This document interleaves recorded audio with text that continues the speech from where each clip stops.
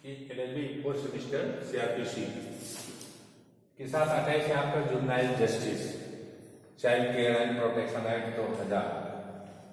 पिछले सेशन में मैंने सेक्शन 52 के बारे में 52 के बारे में डिस्कस कर रहे थे।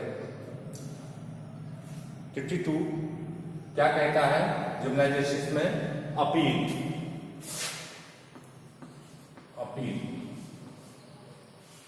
अपील इसी सेक्शन में अपील होती है।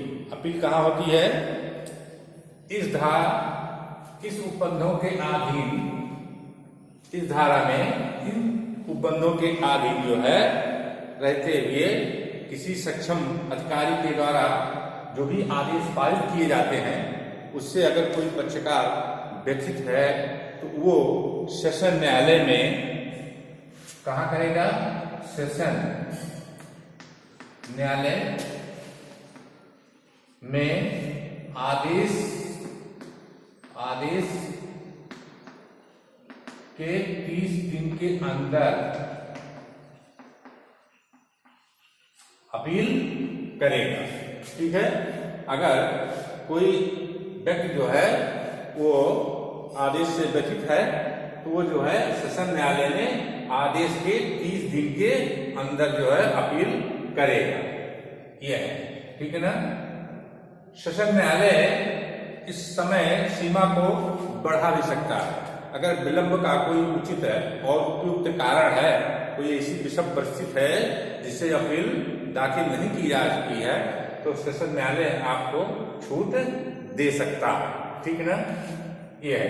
दूसरे क्या है आपका? सेशन न्यायालय के अपील सेकंड अपील नहीं हो सकती। ठीक है ना। सेकंड न्यायालय में जो अपील एक बार ऑर्डर हो गया है उसके अगेंस्ट सेकंड अपील जो है वो मान्य नहीं है। ठीक ना। हाँ, ठीक ना। और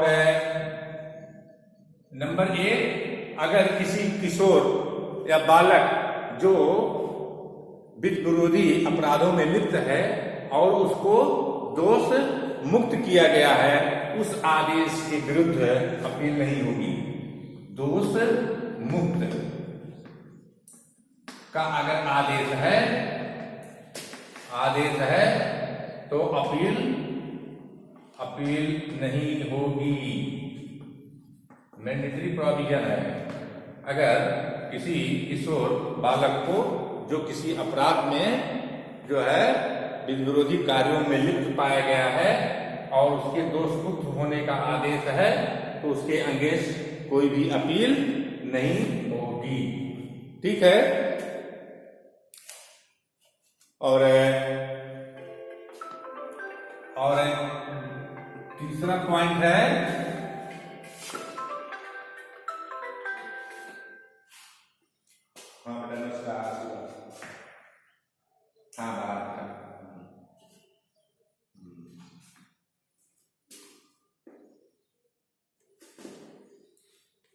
ठीक। दोष मुक्त जो है आदेश अगर है तो उसकी अपील नहीं होगी। आदेश की कितने दिन के अंदर अपील की जाएगी? 30 दिन के अंदर अपील दाखिल की जाएगी। ठीक ना। और अगर समिति का कोई ऐसा आदेश है, कौन सा आदेश है? समिति का ऐसा आदेश है कि कोई व्यक्ति किशोर नहीं है तो ऐसे आदेश के विरुद्ध जो है अपील नहीं होगी। समिति का अगर कोई ऐसा आदेश है कि कोई व्यक्ति जो है वो किशोर नहीं है तो उसके आगे जो है अपील नहीं होगी। ठीक है ना। और सेशन न्यायालय के द्वारा पारित आदेश जो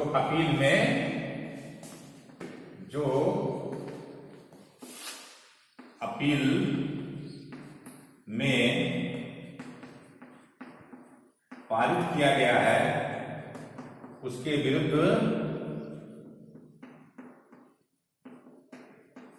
सेकेंड अपील नहीं होगी।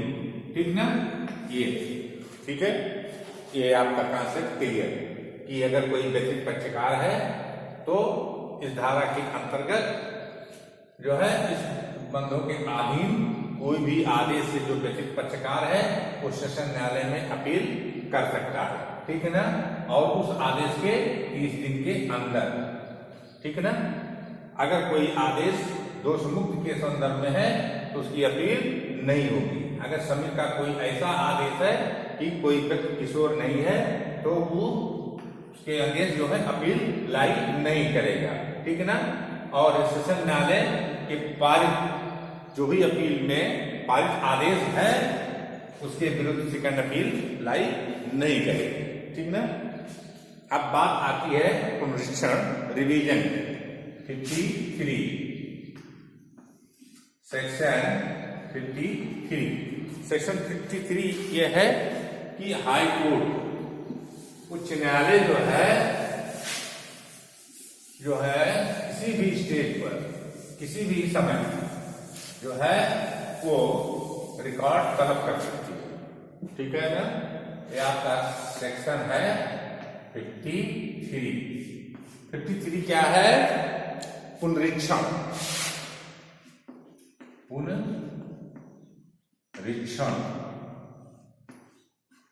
रिवीजन जिसको बोलते हैं। ठीक ना, उच्च न्यायालय या तो स्वयं प्रेरणा से या किसी इस निमित्त कोई अगर व्यक्ति आवेदन किया है तो किसी भी समय किसी भी कार्यवाही पर अभिलेख जिसमें सक्षम प्राधिकारी या सेशन न्यायालय ने कोई आदेश दिया है। ठीक ना, उच्च न्यायालय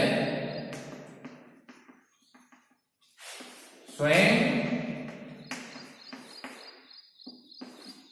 या किसी आवेदन पर, ठीक है ना, उच्च न्यायालय स्वयं या किसी आवेदन पर जो इस निमित्त दिया गया हो, उच्च न्यायालय किसी भी समय किसी भी स्टेज पर किसी भी कार्रवाई के प्रश्न पर जिस अभिलेख को तलब कर सकता है जिसमें सक्षम प्राधिकारी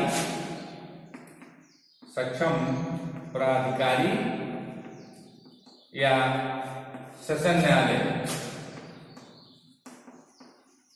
ठीक ना, सेशन न्यायालय जो है वो कोई आदेश दिया हो उस अभिलेख को तलब कर सकता है।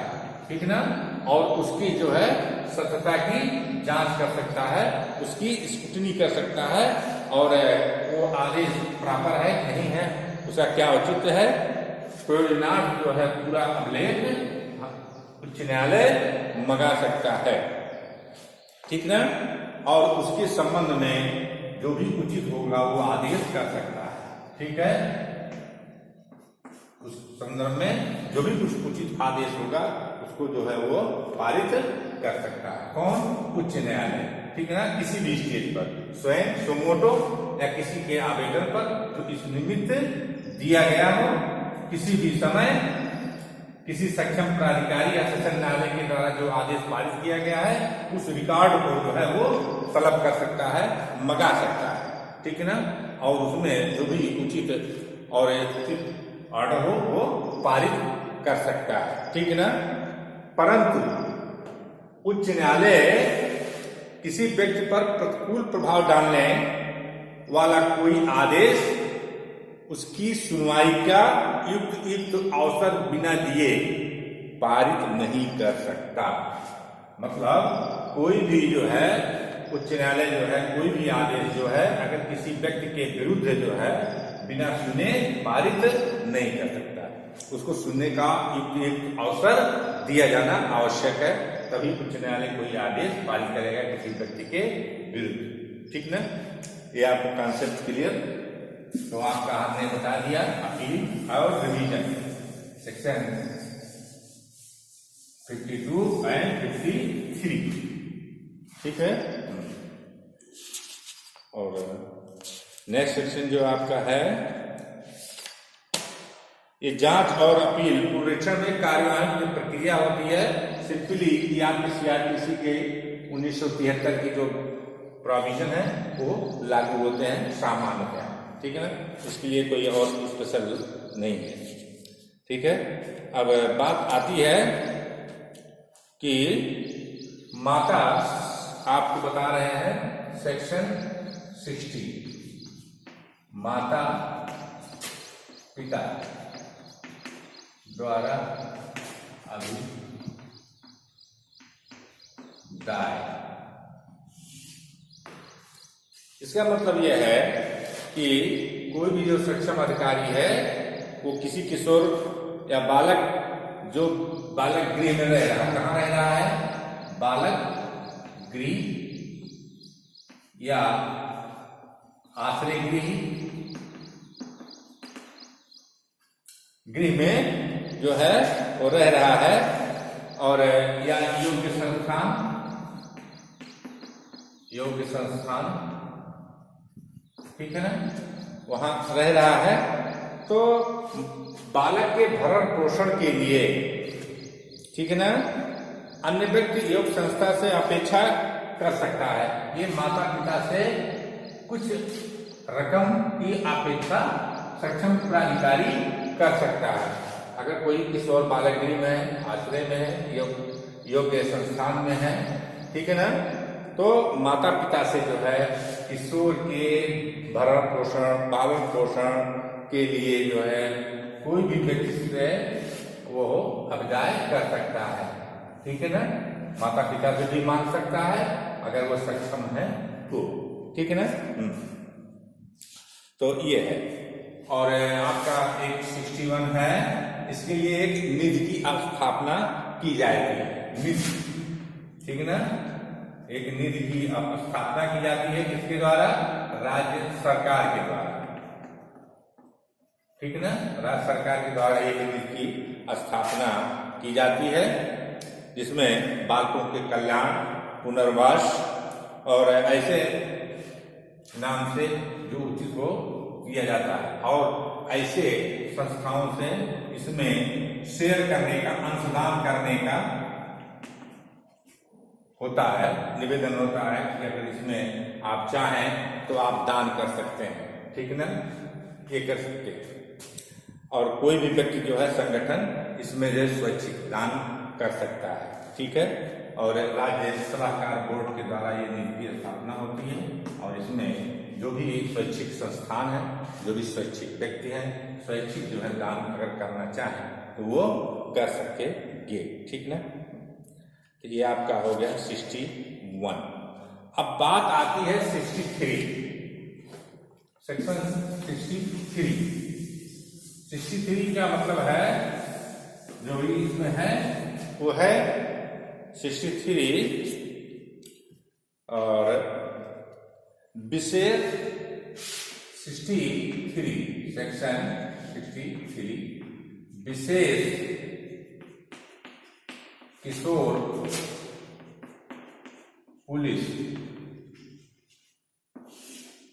पुलिस को आपने देखा ही है, सामान्य जो पुलिस होते हैं, लेकिन इस मामले में किशोर के संदर्भ में विशेष पुलिस का गठन होता है, विशेष पुलिस की इकाई जो है वो बनाई जाती है, ठीक ना। ऐसे पुलिस अधिकारियों में जो कि बहुधा ट्रेंड हैं, बच्चों की मनोवैज्ञानिक उनको ट्रेनिंग दी जा चुकी है, और अपराध रोकने, किशोर अपराध को रोकने में लगे हुए हैं, किशोर अपराध को रोकने में लगे, ठीक ना। तो उनको जो है इसके अधीन जो है उनको प्रॉपर जो है ट्रेनिंग दी जाती है, ठीक ना, और नियंत्रित कर रहे हैं, अपराध को रोक रहे हैं और किशोर को नियंत्रित कर रहे हैं, तो उनको जो है प्रॉपर जो है ट्रेंड किया जाता है कि किशोर को किस तरह से आप, किशोर जो हैं जो विश्व विरोधी कार्यों में लिप्त हैं उन किशोरों को आप कैसे हैंडल करेंगे, ठीक ना। उनको प्रशिक्षित किया जाना चाहिए, उनको प्रशिक्षित किया जाता है। नंबर दूसरे में ये है, नंबर 2 में है कि प्रत्येक थाने पर कम से कम एक पुलिस अधिकारी जो है वो बाल कल्याण चाइल्ड वेलफेयर ऑफिसर होता है। क्या होता है? चाइल्ड वेलफेयर ऑफिसर होता है, ठीक ना। प्रत्येक थाने में कम से कम एक चाइल्ड वेलफेयर ऑफिसर होता है, ठीक ना। और उसको प्रॉपर ढंग से प्रशिक्षित किया जाता है कि जो विश्व विरोधी कार्यों में लिप्त किशोर हैं उनको किस तरह से आप हैंडल करेंगे, कैसे उनको नियंत्रित करेंगे, इसके बारे में उनको जो है ये नियंत्रित जो है वो ट्रेंड किया जाता है, ठीक ना। और ये जो पुलिस अधिकारी हैं, अन्य जो पुलिसकर्मी हैं, उनके समन्वय से किशोर को वो नियंत्रित करते हैं, उनको हैंडल करते हैं और उनको प्रॉपर वे में जहाँ जैसे भी ले जाना होता है उनके समक्ष जो है उपस्थित करते हैं, ठीक ना। और प्रत्येक जिले में और नगर में इस तरह के जो है संस्थाएं निर्मित की जाती है, ठीक ना। हाँ, तो ऐसे एक आपको विशेष पुलिस जो है इकाई की गठन होता है, ठीक। अब नेक्स्ट सेक्शन है आपका 65, उसमें भी आपके CRPC की जो बंद पत्र के जो प्रोविजंस हैं वही लागू होते हैं, ठीक ना। तो इस तरह से आपका ये जुवेनाइल आज जस्टिस और child care and protection act 2000 समाप्त होता है। और मेन जो है हमने टॉपिक और सेक्शन कवर कर लिए हैं, इसमें ऐसे कोई अब सेक्शन शेष नहीं है जो न पढ़ा दिया गया हो जो महत्वपूर्ण हो, ठीक ना। तो आज इसके संदर्भ में ये बात खत्म हुई, चाइल्ड प्रोटेक्शन एक्ट। ओके।